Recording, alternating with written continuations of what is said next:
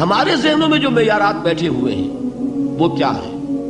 کامیابی پیسے سے ہے، کامیابی جائیداد سے ہے، کامیابی کاروبار سے ہے، کامیابی شہرت سے ہے، کامیابی اقتدار سے ہے.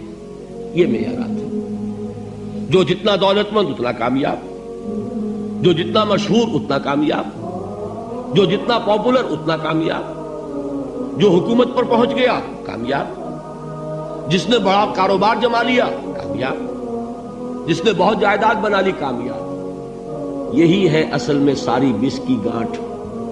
جو تصور کامیابی کا ہوگا اسی کے مطابق آپ کی بھاگ دوڑ ہوگی، اسی کے لیے جد و جہد ہوگی، اسی کے لیے توانائیاں صرف ہوں گی، اسی کے لیے دن رات کی مشقت ہوگی. یہ ہے اصل شے جس کی یہاں نفی ہو رہی ہے. کامیابی دولت سے نہیں، کامیابی شہرت سے نہیں، کامیابی اقتدار اور طاقت اور حکومت سے نہیں، بلکہ کامیابی ہے ایمان سے، عمل صالح سے، تواصی بالحق سے، تواصی بالصبر سے. آپ غور کیجئے اس نقطہ نظر کا، اس ایٹیچیوڈ کا، یہ جو مینٹل ایٹیچیوڈ ہے، اس کا بدل جانا ہی انسانی شخصیت کے اندر انقلاب برپا کرے گا.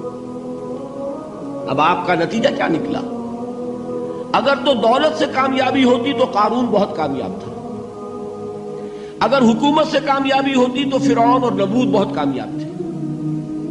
کامیابی ان سے نہیں ہے. کامیابی انسان دولت میں قارون کی دولت تک پہنچ جائے اور دنیا میں دبدبہ اور اقتدار اور سلطنت اور حکومت کے اعتبار سے وہ نمرود اور فرعون کا مقام حاصل کر لے، وہ ناکام ہے، خائب ہے، خاسر ہے، برباد ہے. اور ابو ذر غفاری کامیاب ہے، چاہے ان کے پاس کچھ نہیں تھا، جھونپڑی تک نہیں تھی، کوئی گھر نہیں تھا. حضور نے فرمایا ہے اللہ کے کچھ بندے ایسے ہوتے ہیں جو کسی محفل میں جانا چاہیں تو انہیں اجازت نہ ملے، جو کہیں اگر رشتہ کرنا چاہے کوئی ان سے رشتہ کرنے کو تیار نہ، کہیں کوئی سفارش کرنا چاہے تو ان کی کوئی بات ہی نہ سنے. لیکن اللہ کے ہاں ان کا وہ مقام ہے کہ اگر بھولے سے بھی کسی بات پر قسم کھا بیٹھتے تو اللہ ان کے قسم کی لاج رکھتا ہے. یہ ہے فرق. یہ جان لیجیے اچھی طرح.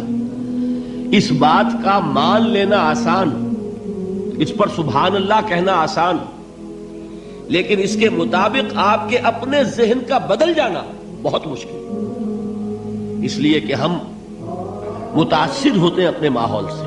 وہ بڑا محل ہے، دیکھ کر ایک دفعہ جھجری آتی ہے، وہ بڑی سی 20 فٹ لمبی کار سناٹے کے ساتھ آپ کے پاس سے گزر گئی. ایک دفعہ اعصاب کے اندر ارتعاش ہوتا ہے، محسوس ہوتا ہے بڑے یہ نصیبے والے لوگ ہیں، بڑے خوش نصیب، بڑے کامیاب.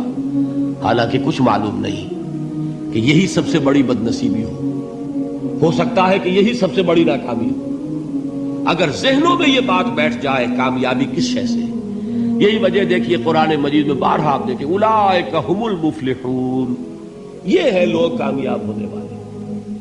آج یہ آپ نے نماز میں وہ آیات سنی، یا ایھا الذین آمنوا ارکعوا واسجدوا واعبدوا ربکم وافعلوا الخیر لعلکم تفلحون. اے ایمان والو، رکوع کرو، سجدہ کرو، اپنے رب کی پرستش اور بندگی کرو اور اچھے کام کرو تاکہ تم کامیاب ہو جاؤ. تو کامیابی کن چیزوں سے ہے؟ یہ ہے سب سے بڑا سبق.